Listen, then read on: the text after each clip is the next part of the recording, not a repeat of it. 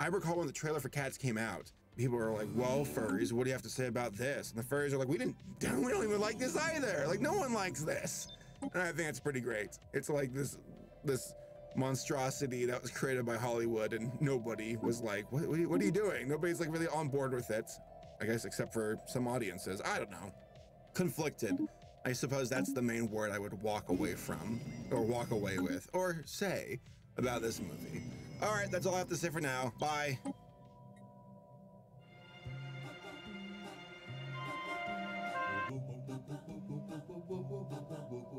Poor unfortunate souls in pain, in need. This one longing to be thinner, that one wants to get the girl, and do I help them? Yes, indeed. Those poor unfortunate souls, so sad, so true. They come flocking to my cauldron crying, "Spells, Ursula, please," and I help them. Yes, I do. So prepare for a chance of a lifetime. Be prepared for sensational news. A shining new era is tiptoeing nearer. And where do we feature? Just listen to teacher. I know it sounds sordid, but you'll be rewarded when at last I am given my dues. And injustice deliciously square. Be prepared.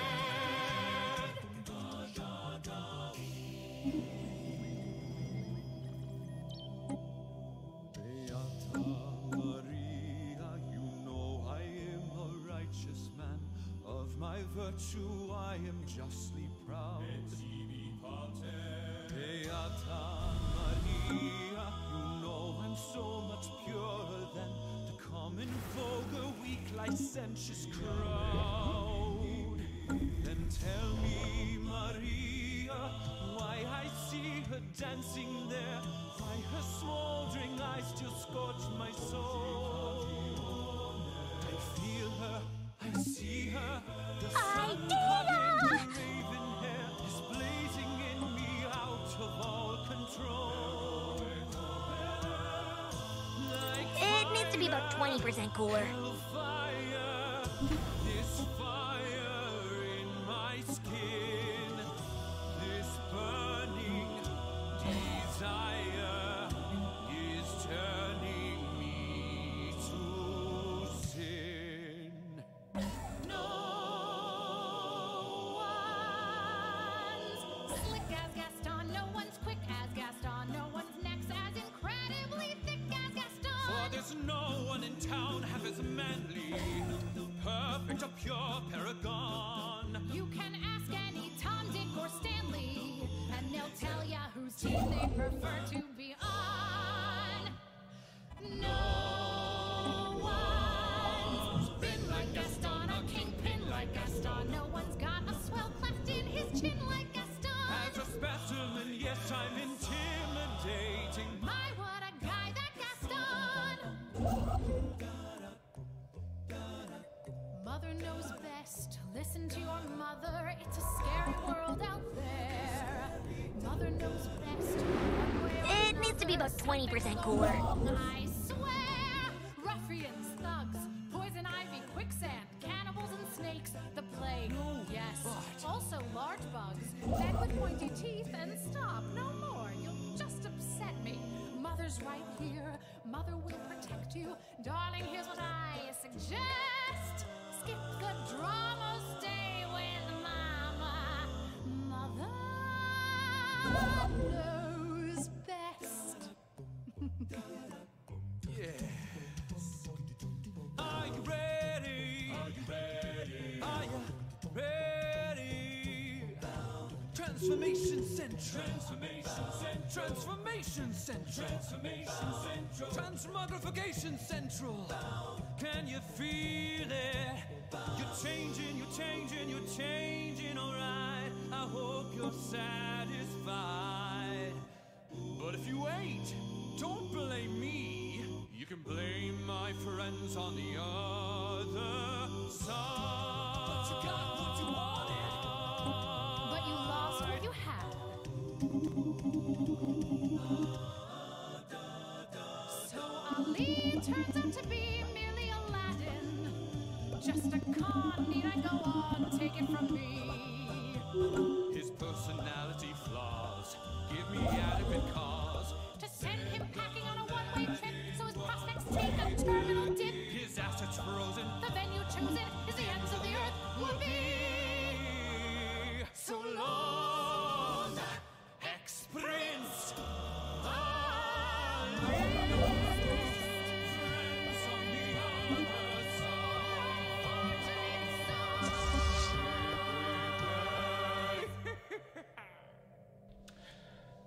Hi everybody, how y'all doing? It's another book review. This time we're doing something a little different. It's not just gonna be a quick 5-minute summary. Ash. Not well. It turns out that James It is needs a to be total about 20% badass. cooler. I very quickly found out I was quite good at the game, better than I thought at least. I kind of used Abby as my motivation Wow, to do that's well. really I imagine it impressive. was some kind of evolutionary thing, a man trying to impress his mate with physical performances to demonstrate his superiority over the other members of the tribe.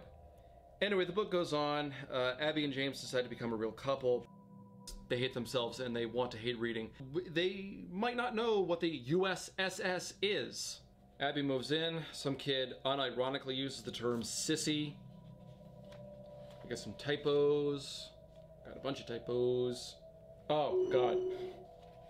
So, there's this scene when Abby decides that she wants to come out about some past trauma that she has experienced. And this is an example. This is a great scene to demonstrate that this is all some bizarre personal fantasy for Onision. Abby decides to have a conversation with James, but she wants to have it in the bathroom while she's taking a shower. Not exactly the most conducive environment for a lengthy, heartfelt that's really impressive. confession or any kind of admission of past sins or anything like that.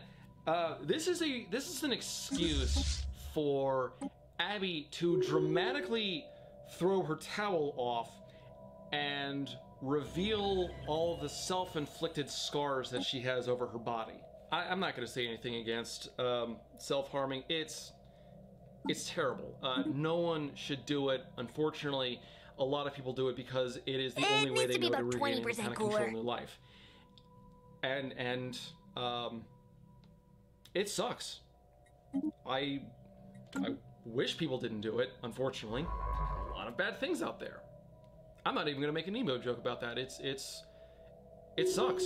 And if Onision wanted to use this as a moment to flesh out the characters or talk about how kids in high school, maybe women in particular, don't feel safe going to school, that could actually be something good. It could have been meaningful, it could have been deep, it could have been important. But that's not what this is. Abby takes all of her clothes off so that James has something to ogle at, and then they have sex. And, oh, you thought the sex scenes in 50 Shades of Grey were unimpressive. But Onision does not give the topic the seriousness that it really deserves.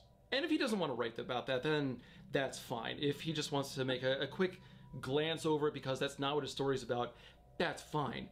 The problem is he's setting up these characters, this one broken character, as this damaged, unfortunate, weak woman who is there for James to fix. She's not a strong character. She's not really independent. Quite the opposite, actually. She's so dependent on James for comfort that for a long while, I was worried that she was the victim of sexual abuse growing up. The speed at which she attaches to James and how ready she is to do all these things for him seemed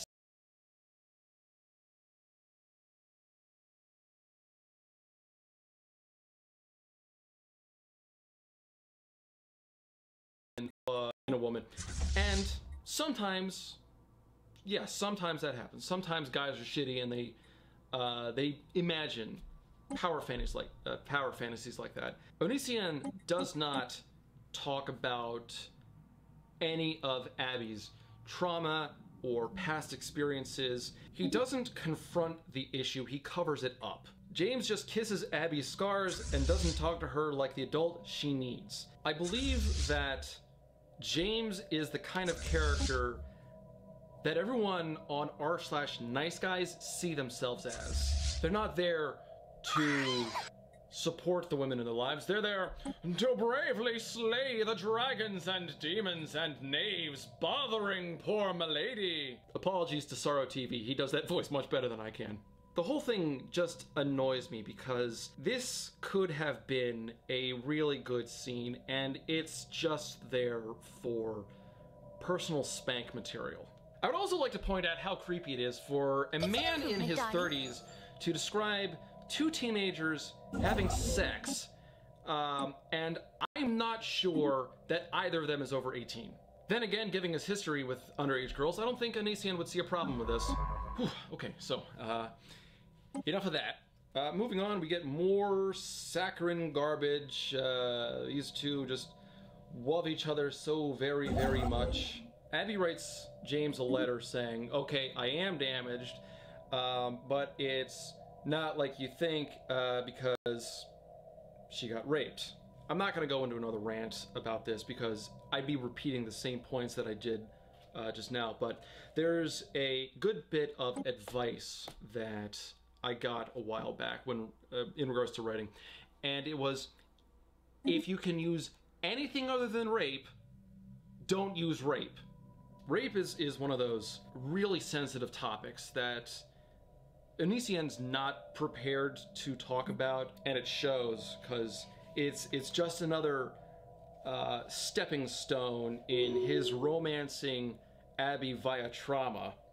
But again, it's not given the respect that it deserves. But it is the reason that Ms. Robertson hates Abby so much, the guidance counselor, because apparently Seth, when he was dating Abby previously, found out that she had gotten pregnant from her rape, and I was so sure it was because Davis was secretly in the closet and was jealous because he no longer felt like he could come out and confess his love for James.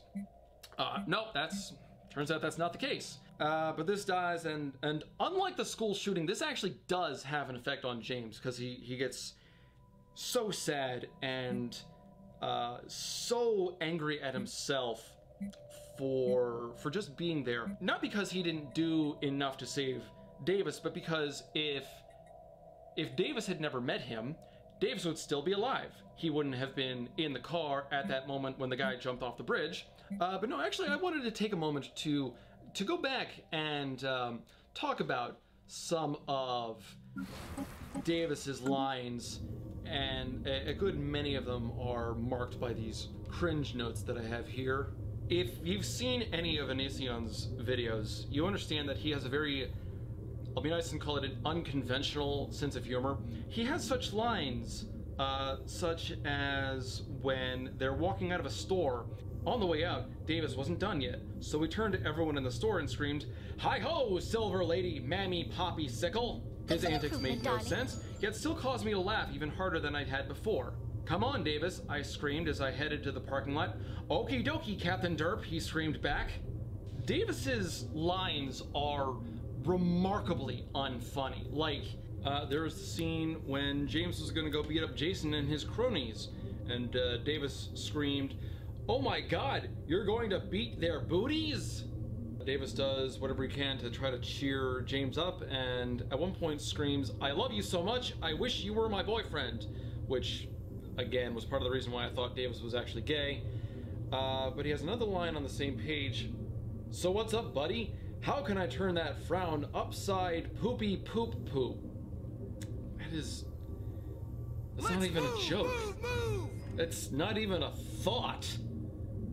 It's just, that feels like a joke that Onision forgot to delete. Like he just put that in his filler and never came back to fix it. That is right there the sum of Davis's character. So when he dies, you don't care because you're not losing anything. Comedy is a great way to get you attached to a character. That was one of the reasons why the Flash from Justice League Unlimited was one of my favorite characters. He was a funny, charismatic guy. Davis is not. Davis is so cringy and so unreadable that even though we've got this big funeral scene with Davis's mother crying out that, oh no, her baby is dead, I can't feel any sympathy because Davis is not a good character. Davis isn't even a marginally entertaining character. He's annoying and cringy and made me melodramatically acting out and throwing a tantrum like a child.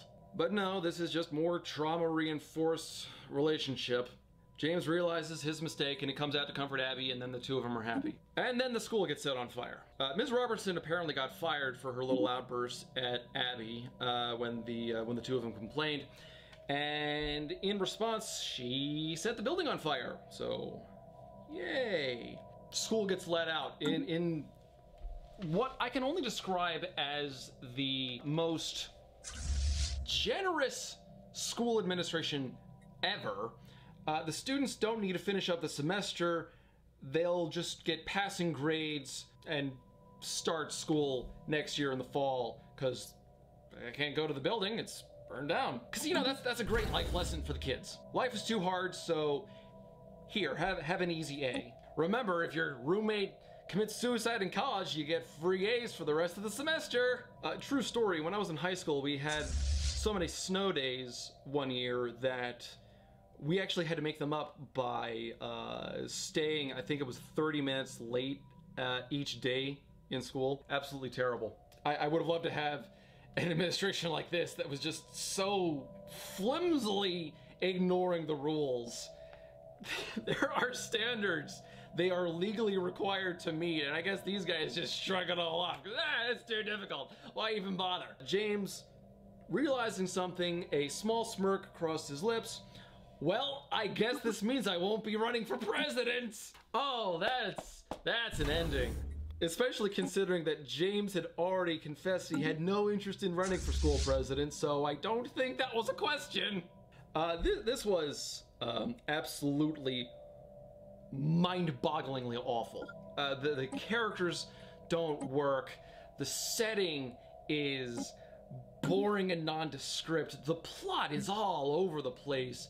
There's no real direction for the plot. It just goes wherever it wants to. There's no growth, there's no development, there's no depth, there's very little meaning behind anything. There's like minimal themes.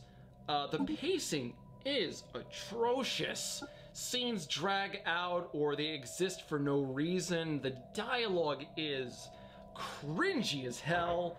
And yet at the same time, I don't regret buying this because I enjoy making fun of stupid books. I'm a masochist. What do you, I don't know. The people on the internet like it when I hurt myself with bad reading. Now, before I completely wrap this up, I wanted to go over a few more notes that I didn't touch on here.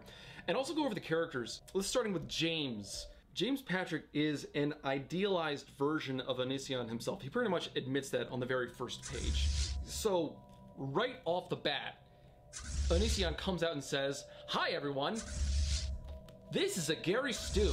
He is me. He is perfect. Love him." And although the term Gary Stu, like Mary Sue, gets tossed around a lot, I genuinely believe that because James never has to really struggle that much, despite all the fights he gets into and the difficulties he has with his family and all that. He never earns anything. He just gets the girl. All the problems just get resolved. The bad things that happen around them don't impact them. The school shooting was largely meaningless to James. He doesn't grow. He doesn't learn. He can turn on instant badass mode when he needs to. I think that characters should suffer a little bit as the book or the series goes on. I don't think James really does. Not in a real way. More like the kind of whining, entitled teenager way. Oh, school is so hard, and I don't have any friends, and things like that. It's like, bitch, that's what everyone says. You're not special. There's nothing that makes him stand out. James is an outsider, and he talks about it regularly, almost as if he finds comfort in it. So he's an intentional loner who hosts pity parties for himself.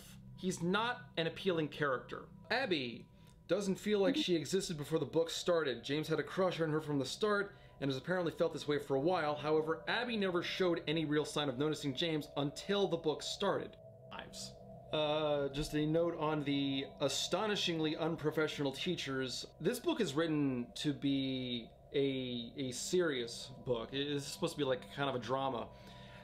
But the teachers are so unreasonably unfair and unprofessional that it can't be read as a drama. Not a good one, anyway. If this were a satire, then, like something out of South Park, then it could work. The teachers are so unreasonably unprofessional that this could only, their characters could only work as jokes.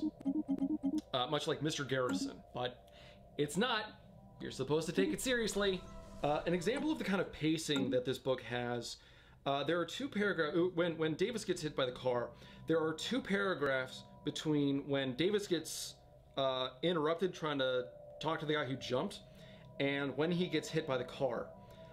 This kind of pacing does not give a clear image of what the author intends. The reader is then forced to make up their own mind about what's happening, but then it turns out that answer is wrong, and they have to go back and reconsider everything they just read. I thought, the way that it was written, I thought Davis was holding the guy in the street, like trying to comfort, oh, hold on, buddy, we'll get you to the hospital, or something like that. And then he realized, oh no, the guy's dead, I'm holding a corpse. Part of that is because Onision doesn't understand how to write or set a scene, but it's also because Davis gets cut off by using an ellipses when he should be using a dash. That's how you signify that something's been interrupted, as opposed to someone trailing off mid-sentence. The scene is very poorly thought out and very difficult, a very difficult kind of passage to read. This could have been an extremely heart-wrenching, dramatic moment as James watches his best friend die, but instead I'm more annoyed at bad formatting and prose. Everyone in this town is extremely cynical. James, Abby, and Davis are the only exception, but not completely. Something like that could have been a good setting for pushing a message, something about cynicism or nihilism. The problem is, Onision is terrible at giving that message. It's almost like the author was trying to instill a sense of nihilism in the reader, or to save face from, how bad his high school days were. One early point as far as selling books, you can write a book for whatever reason you want, as far as I care. And if Greg wants to write this book, who has the right to stop him? Nobody, frankly. There is a question that one should consider as far as selling a book, though, and that is, why does this story need to be told? Why should this exist? And I don't think there is a real reason. A lot of this book feels like it was written out of anger, like the author was frustrated and wanted to vent. That could be a perfectly good writing style and frankly can evoke a lot of emotion. But that's not the direction the book actually takes the reader. This book, frankly, does not have a real reason to exist. At least not out for sale. It's cringy, it's badly written, nothing about it works. Total cancer out of 5. It's the lowest rating I've ever given anything. This book was terrible, but I did enjoy it because I enjoy going through awful books like this and figuratively tearing them apart because it's just enjoyable for me. And Onision must have known that I felt like this because he was generous enough to write 2 other books. Good morning, Homestuck and read those. But now we're going to be discussing Act 2. I don't really have a lot to say about this, but I know that my companions do, so we're going to get right into the thick of it. Joining me today is Ethan, my best buddy in the world. I am a fucking legend, and I'm reading this webcomic to redeem myself. To redeem yourself about what? To redeem the fact that, on that one podcast we recorded together, I didn't know what Homestuck was. Well, I knew what it was, but I couldn't relay it like a fucking Yeah. like how a sane person would. Yeah, well, hopefully you're keeping track now. Next we have Steve. I took notes this time, and I've been hounding us. I've been hounding everyone on keeping up because it's not even. It has not elongated to an unmanageable degree just yet. Just yet. We have that one kid. Happy to be here. We have Dane X Jack. I'm still locked in my room and cannot bathe. Fungus is growing in my body. Gross. And finally we have Cassidy. Hello, I'm the furry. Gross. I know. You heard her. Don't think it. Don't say it. Don't think it. Don't say it. All right. Do you think there's like a furry for puppets? Like, do you think there's a word for that? Well, funny you mentioned that, because that's basically the plot of Act 2. Alright, enough fucking around, let's get into Act 2 of Homestuck. What did you guys think about it? I kept having to take breaks to, like, relieve my massive erection because of all these, like, fucking puppets, dude. Dane, did you, install Adobe Flash? It's all mine. I did, but like it came with this thing called like wizards.rar. I don't know what that meant. I sincerely don't. You don't have a virus now. I would recommend you like fucking like Komodo open. But yeah. Act 2 is Act 1. Andrew has said that the first half of Act 1 is telling you about how Homestuck works, and the second half is telling you about how Spurb works.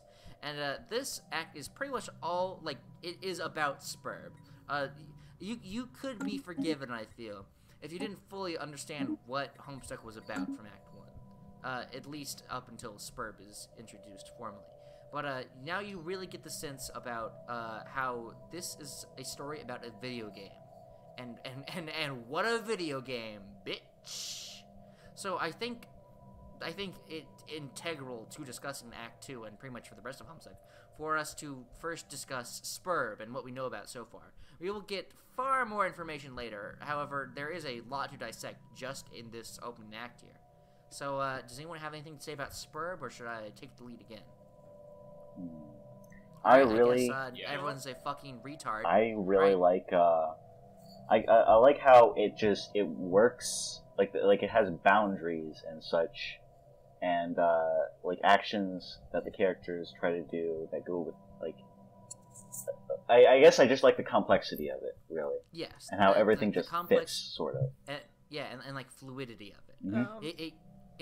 Yes. Oh, I was just gonna say, I really thought it was neat that at the beginning of Act 2, there is a part where it becomes a game that you control with the keypad. You are now walking around John Egbert's house, which I really enjoyed this part because if you go and inspect the lathe that they use to like cut out the crystal things, he calls it a sewing machine, which I found extremely hilarious. Yeah, I went around the house and I clicked on everything. I went in every room, and I really feel like I know my way around the setting. It's very, like, okay, I understand everything that's in this house. I know what all this stuff is, and I thought it was neat that you could just click on everything. Like, stuff that you just think is totally irrelevant. No, he made a little text box for it with some, like, joke, and he just put so much attention to detail into everything in the house. You know what, definitely, like, I didn't think about this until just now, but, like, in all of my favorite things when I was little, like, you know, these settings, like The Simpsons or SpongeBob, you'd go in, and you'd get, like, a video game or an interactive medium, these stories, and they'd give you, like, some kind of pseudo-canonical way, like, how things relate to each other in location. So, you know, SpongeBob's kitchen is across from his living room or something. Or like his bedroom is upstairs, but then you walk down the street, and like, how the fuck do you get, you know, to the Krusty Krab or something? And you'd go between these games for SpongeBob or something, and there wouldn't be any consistency between it because there is no canonical like layout for this kind of thing. But then Homestuck, just within its, you know, second act, almost immediately, like, you know the layout of John's house, and it is set in stone now. And you don't need to go down the street to the Krusty Krab, because everything around him is fucking gone. Yeah. Yeah. Is it in the end of Act 1 or the beginning of Act 2 where there's the animated scene where it kind of like pans out and you see that his house is like It needs to be about 20% cooler. It's the beginning of Act 2. That's Act 2. Is that Act 2? Okay, I really like that shot. You know, it does like the slow pan, and before that there's all of the windows getting dark and there's like the eyes appearing. Yes. I really like that. That's like one of my favorite pages. I just want to confirm, his house only survived because he took a bite of the apple, right? Yes. So like he would have just fucking died if he didn't. Yeah. Yeah.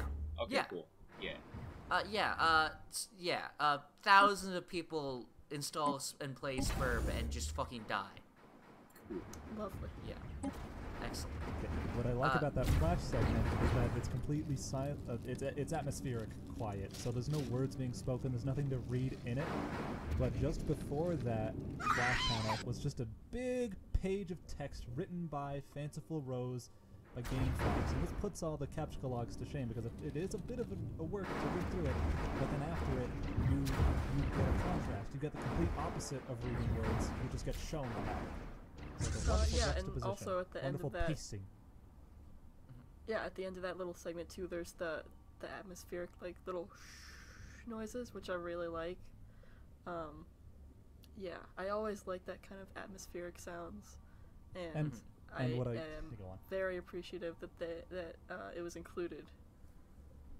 And what I like about the interactive segment is how it's deeper and more meaningful than Act 1 ever was. Act 1's Flash segment was Strife, which was like an infinite loop of attack and defend, and it's fun, and it's fun, and it feels like a gag.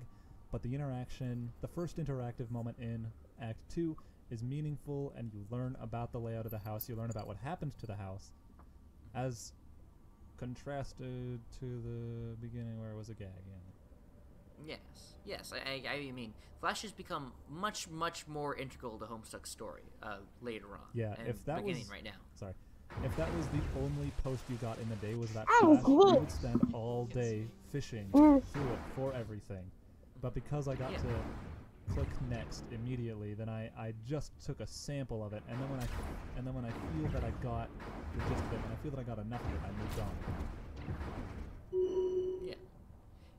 It's really very well made. I really love the opening Flash of Act 2, and really I just love everything about Act 2 and the way it escalates the story. Because before I had started rereading, I kind of had it in my mind from way long ago when I read it. That Homestuck doesn't needs to be about 20% cooler until Act 4, like 3 or 4.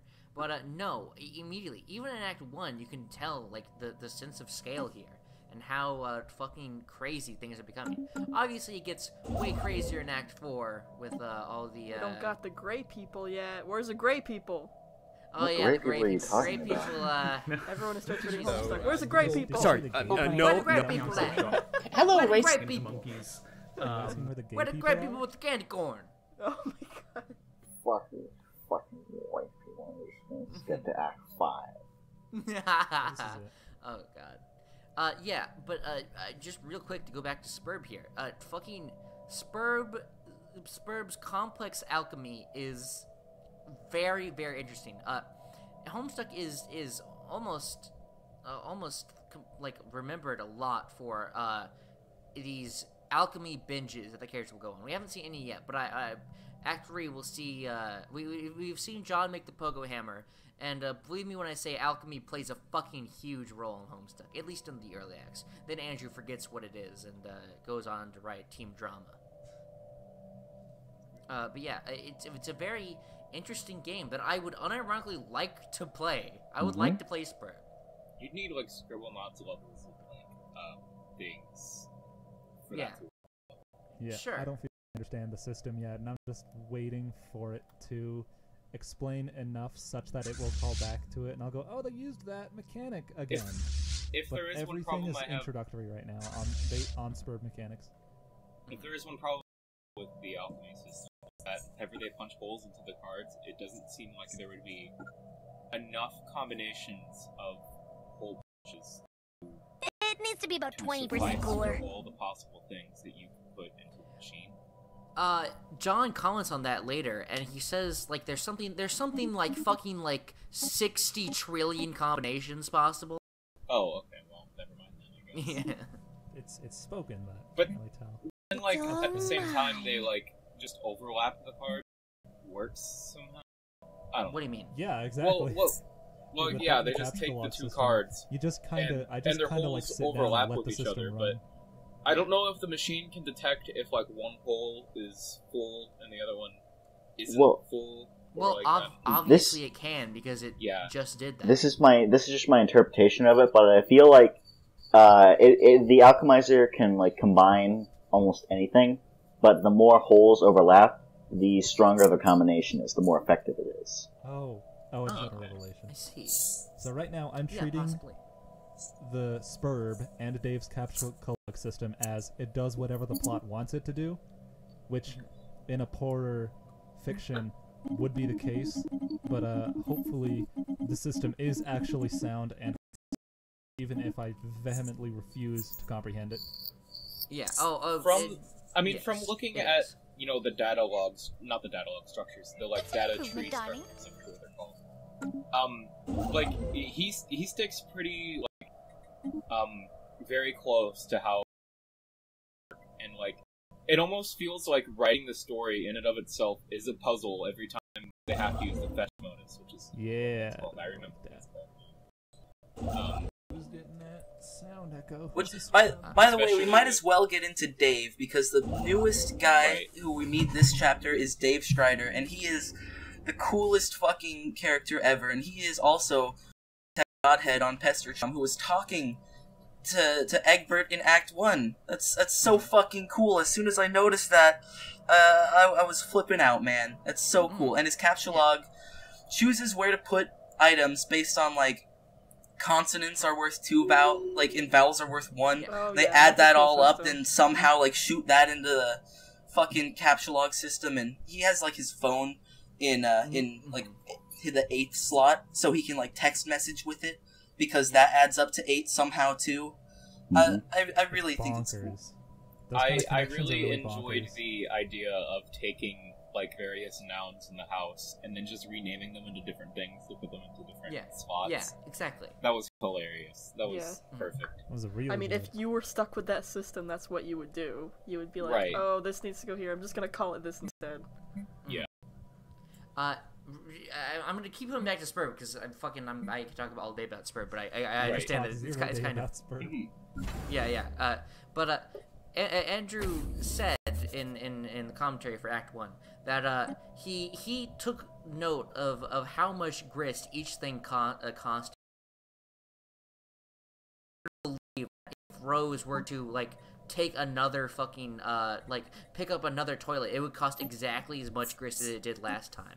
And he took note of like all the like the grist costs and all that shit. So and just I know from experience that Spurb is like a well-oiled fucking machine, and that I guess I overestimated how much was revealed here, just because it's honestly kind of hard to reread Homestuck. If you know what's about to happen, like Homestuck is so fucking airtight in its like continuity and consistency and like time loops and shit that it's like everything kind of like almost like it's hard to tell like how much is introduced, because you know that one thing in Act 2 or Act 1 is directly referenced later, and it's hard to like pull yourself back and say like, oh, I'm not supposed to know about that yet. So it kind of feels like everything has already happened. Yeah. The downfall of the omnipotent being known as Munchie. Some of the I'm pretty sure that exact fucking phrase is used later in the comic. Without munching. Some of the chat logs are copy pasted because Dave's part of the story takes place a little bit in the past. Yep. So if these people are still complaining about the chat logs, they're like, dude, if you already read it once, you don't really have to read it again. You could just skim it and go, oh, I remember the conversation. I remember what they say. Like, I'm still baffled by they were complaining about having to read it even for the first time. Like, I definitely skipped it whenever it was the second time. It's like, oh, that's clever that he reused. Like, if you go back in time and they're having the same conversation from the other point of view. It's like that trope in a lot of cartoons where you'll watch one episode and then like the episode after it's the same episode, but from someone else's. Oh, you mean the best trope ever? Yeah. What I'm Yeah, saying yeah, is it's a that really the good reuse fucking of the trope. conversation, people who complain about the chat logs, less reason to complain. Because you only have to review Oh, yeah. this. Well, it functions sort of as a callback because Dave mentions that a bunch of fucking puppets are on him or something, and you can't really, like, you can sort of have a picture of it in your mind, but you don't really know what's going on, and then once it actually happens, you're like, oh, so this is what fucking happened, and then Dave says the thing. He opened up a trap door and a bunch of puppets. Talking about when he said he has a coarse Kermit cock being dragged across his face. What a fucking tragedy. Dave just goes through so much abuse. We should talk about Mom and Bro real quick. We can talk a little bit about Dad in Act 1. First of all, let's talk about Bro, because he's the way more interesting one. What the fuck? Dave, he runs several ironic websites, which I very much enjoy. I very much enjoy. Oh, yes. I do want to get to Super and Hollow in a second, but I just want to say real quick. For Dave, like this is like what I was saying about density and like reusing assets is completely embodied by Dave's puppet purgatory hell he lives in, where the refrigerators have like fireworks in them, and everywhere you turn you see another fucking puppet ass jutting out.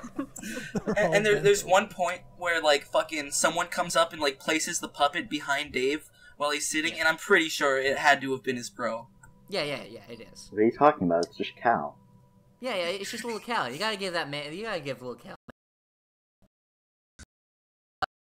Little in the final flash, which I want to get to later because that flash is fucking orgasmic. But it needs to be about 20% cooler. Bro and Mom. You don't really get to see a lot about Mom. You get to see more about Mom and Dad later in the story. But right now, all you need to know is that Mom is fucking hot, and that's all there really is to say about the matter. Yeah, I have a note written down that like everybody seems to have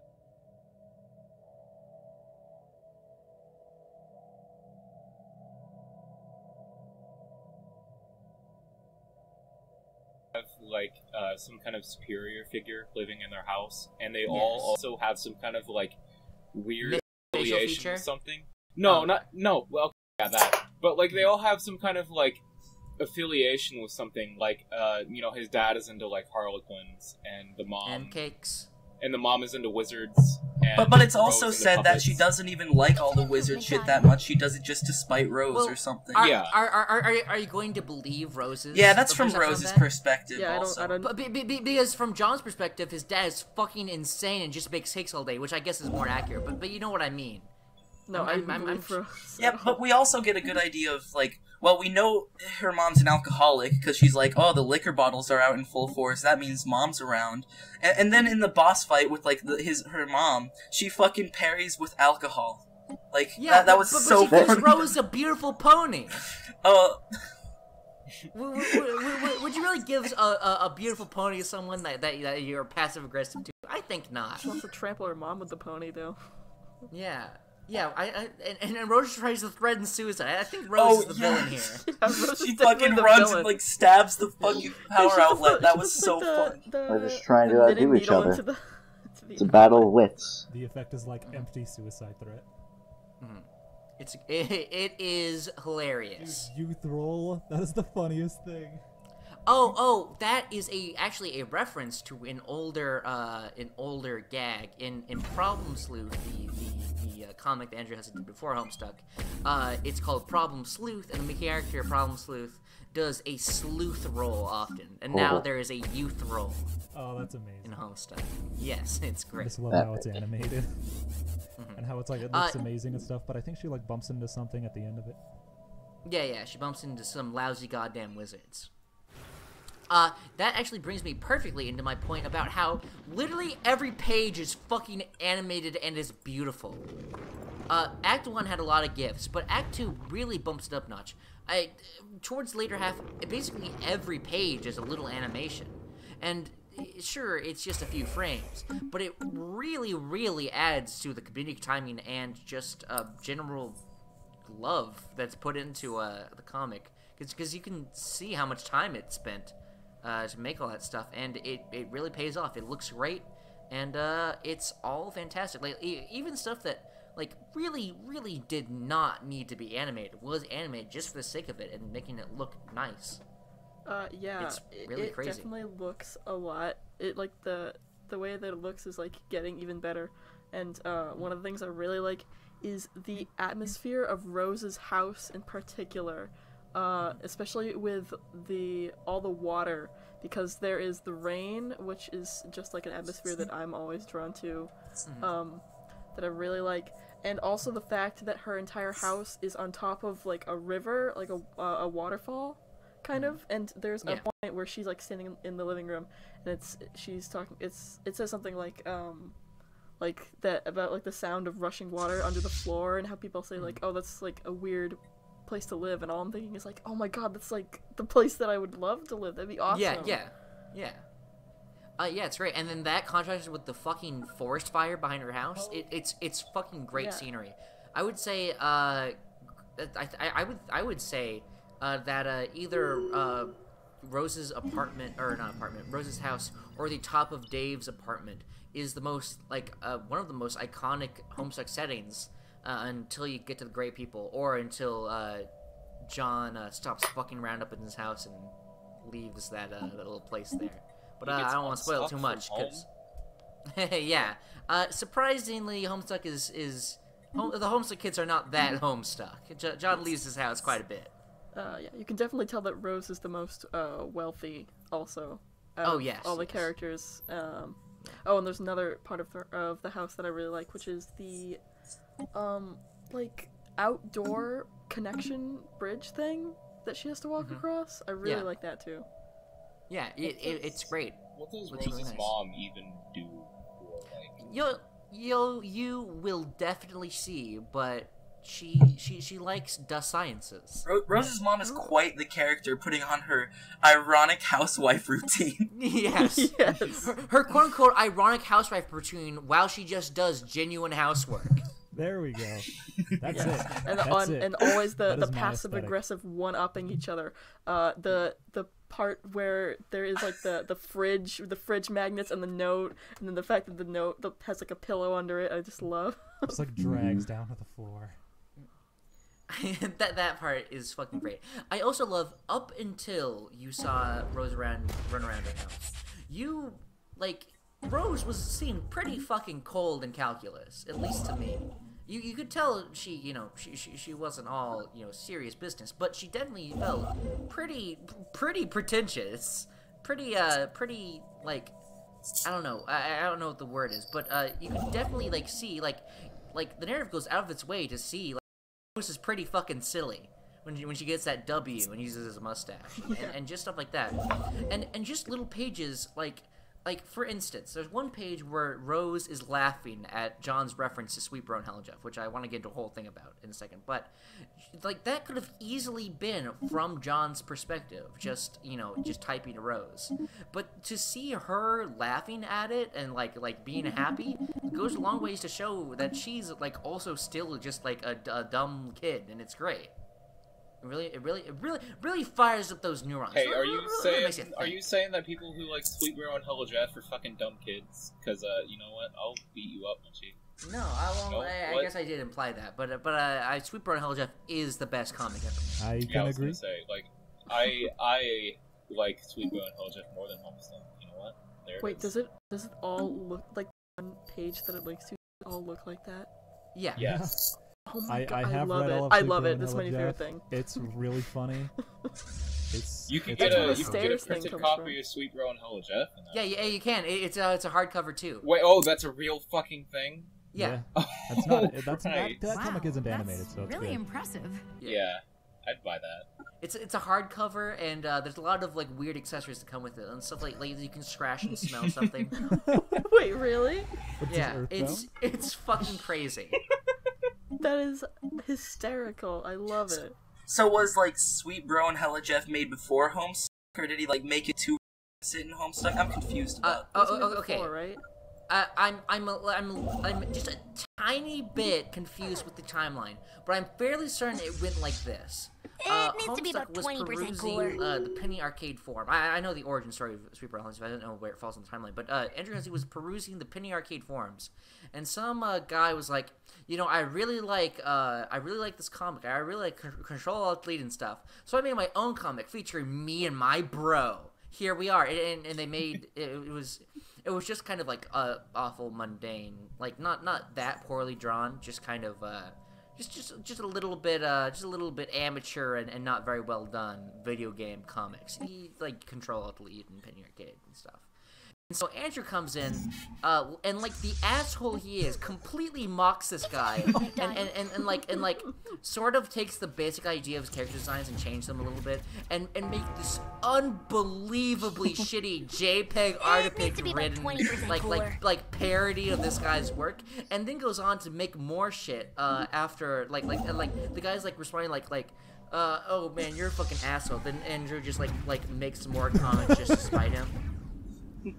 One response the guy did was like he was just like, the guy was like, how high do you even have to be to make comics like this, bro? and then Andrew made I'm putting on my hot dog. How high do you even have to be to do something like that? Dude, Sweet Bro and Hella Jeff looks, the way it looks, the way it's composed, you have to be trying to make something look like that. Yeah, exactly. It's bro, that effort was put in. Yeah, dude. Where are your pants? I took them off because I was banging your mom for a minute there. And now you are banging her! It is gold. Please read this comic. Now, that happened a little bit before Homestuck, and then he started using it in Homestuck. Now, what is fucking crucial to understand, the reason for Sweet Bro and Hella Jeff's inclusion is complex, but Homestuck, Andrew has stated that one of the main reasons was to facilitate a craze to create in-universe memes for the kids to talk about. He like memes are fucking, like, they are undeniably important to internet culture, and especially were in 2009. But he didn't want to reference, like, you know, outside, like, real-world memes, because that would make Homestuck seem super fucking dated. Yeah. Which like it would if you stuck a troll face in there. Any memes from like, 2009 right now without people, like, thinking you're the devil. Yeah. And he's found a way to do it by creating his own fucking memes for the characters to talk about and reference. How fucking sick, Bro and Hella Jeff is that? The lore goes so deep, man. How high do you even have to be to do something like that? I didn't even know that came from Sweet Bro and Hella Jeff. Yeah. Sweet Bro and Hella Jeff is great. And all I know is that I hated when people said that, like, being serious. Because like, it's always something that people who don't understand artists say. Yeah. Well, I'm assuming, like, that's an actual just thing that people say independently. But Sweet Bro and Hella Jeff this particular way, how high do you even have to be to do something like that? Well, exactly. Of course, it's based off of something that actually people say, but the fact that it's exaggerated so much is like... Yeah. It's so... I love that fucking comic so much. I love Sweet Bro and Hella Jeff. And by the way, if Andrew and Hella Jeff a meme, that after Homestuck started, he just kept making more and more Sweet Bro and Hella Jeff comics, and eventually they became super fucking plot centric, like very important to the fucking plot of Homestuck. There are 46 Are you telling me that I'm gonna comics. have to take like an intermission to read Sweet Bro and Hella Jeff to get Yes, a little bit, yes. That is amazing. That's it's perfect. incredible. There were even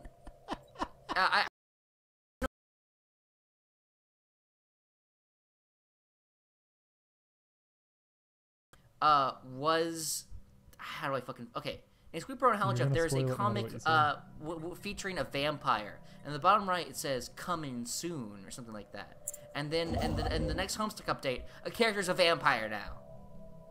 Great. Yeah, great. It's Super Hell Jeff is. Yeah. I think that's all I have to say. Using in-universe memes is like I can't stress how fucking ingenious that is, because it like referential humor is fucking like really the bulk of the internet nowadays. I mean, YouTube is dedicated to just making videos about other things, which you know, debatable if that's good or not. But it's nonetheless true that fucking kids on the internet in 2009 would fucking reference memes and stuff. So to create your own like organic memes that your kids would say is great. It's fucking great. It's homegrown, it's garden fresh, and you can taste the fertilizer. 100% stuck at home. 100% organic. I just want to comment real quick here, just to because I'm an old, jaded, cynical retard who hates Homestuck and knows stuff about the Homestuck that leaves a little bit of a bittersweet taste in my mouth reading back a few of these pages. I just want to comment for the record, just real quick here, how much Dave fucking loves his brother, and how and how much his brother really loves him too. Like obviously he's fucking with Dave a little bit here, but he like Dave often says like about how cool he thinks his bro is, and how much he wants to be with them, and bro obviously I don't know how much it's known in that. Bro obviously like cares for Dave too, and does a lot of shit with him, and it's a really nice, interesting dynamic of sportsman one-upmanship. It's great, and I like it. Good. I agree. It goes back to what I was saying about the dad in the last episode, how they love each other, and that's that the situations brought from that are funny. Situations from Dave and his brother are made spooky and funny and interesting and emotionally engaging, even though they love each other very much. Yes, it's great. There's nothing worse in fiction than when a pair of siblings hate each other. I like when siblings get along a lot in fiction. It's not cynical. Hate each other unconditionally. That's the word. It's not cynical, it's genuine. Yeah, it's just genuine. And also, one thing that I'm fucking contemplating life about right now. What the fuck was the password? Like, Dave knows the password, but it's so awesome that he can't change it. What the fuck is it? Oh, we weren't told, What were is we? the password? We have to know. I'm sure in the book commentary there's something, but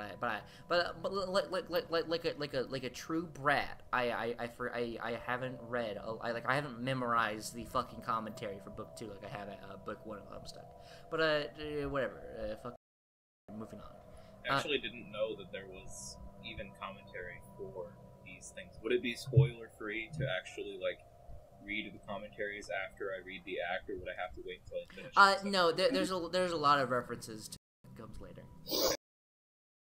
Once we finish act, read all the books, because that's when they were made, roughly. Okay. Yes. It needs to be about 20% cooler. Where's the great people at? They are years in the future, but not many. That. Well, I do want to get into that character particularly. However, I want to mention real quick, going back to Spur, because that's all I want to fucking talk about. What do you guys, I want your opinion, what do you guys think about Nanosprite's explanation of what the game is about? Okay, first thing is, I love how John fucking gobbling the urn of his Nana's ashes in Act 1 is the cause of the Nanosprite coming back. And this is also the first time I ever realized that it's his whole family that's fucking, like, Harlequin fucking crazy people. I thought it was just his dad. But no, there's more. And this Nanoquin tells us about all sorts of crazy shit. A cosmic fucking chess game that Light is destined to lose. And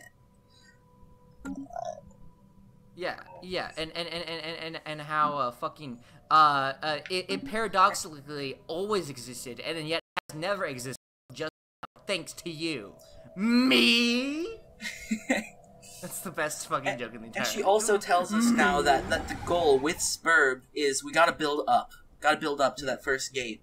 And so now we have a goal. We know what we're working towards with Spurb. There's now... Yeah. And I love how the goal is not to save the world.